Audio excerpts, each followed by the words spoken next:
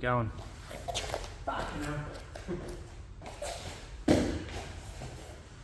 Ready? Yep.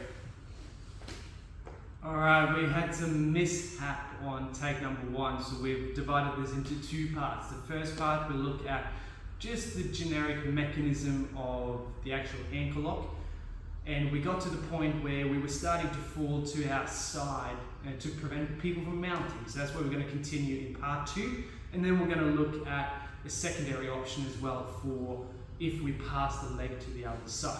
So, if you haven't watched the mechanism just yet, go back and watch the first part, please. So we are in this position here.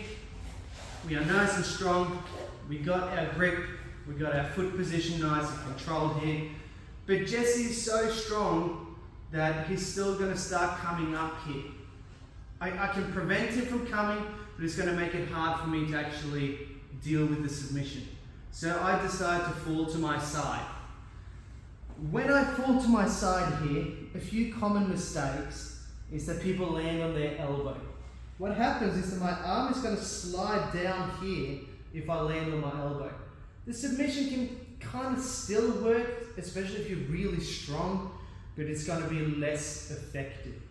So when I'm here, when I fall to my side, I want to make sure that I don't fall on my elbow, but I move my shoulder where my elbow is right now.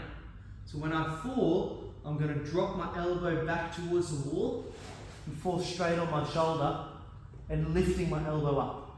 When I'm here, I'm still pinching very, very hard, and you can see Jesse's getting ready to tap even though I haven't put on the submission here. So when you're in this position here, we're deciding to fall to the side.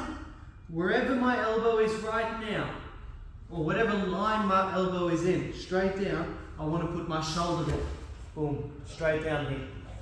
When I'm here, I'm pinching, I'm pushing, and then the submission comes very, very easily. It's very hard to do an ankle lock when you're on your elbow. So what we want to do here, as I'm falling, when I'm here, I don't want my arm to get caught here, because I can't do the submission well. So when I fall, I want to make sure that whatever line it is that my elbow is going in, my shoulder goes straight there. I squeeze, I lift my hips up so that my elbow is not on the ground, and then from here, I make the submission go. So let's look at the final option. Now, if for some reason Jesse's leg is on this side, now I can do the identical thing. So I can have the same setup. I can secure my arm here and here, and I can just submit. Very simple. There's also a secondary option where I'm going to use the same mechanism. Sit up for me. From here, I'm going to post on my hand, step one. Step two, put my leg on the ground, and I'm going to use my other leg to push Jesse's knee onto the ground. When I'm here, what I want to do now is the same mechanism of submission, but I also want to start turning to show Jesse the bottom of his foot. Now, here dude, look, and snap. So we're here. Step one, post. Step two, knee goes to the ground. Push. Sit nice and tall. The taller you can stay, the better. The lower I go, the worse it is. Stand tall. Same submission as earlier, and then I'm going to look over my shoulder and show Jesse the bottom of his foot.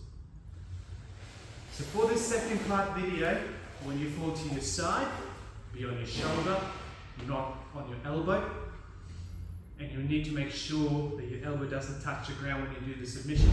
If your leg passes to the other side, make sure that you can do the same submission if you want to. You can also post down, get their knee to the ground really hard, and then show them the sole of their foot as well. If you have any questions, put them below and we'll get back to you. Hopefully that fucking filmed.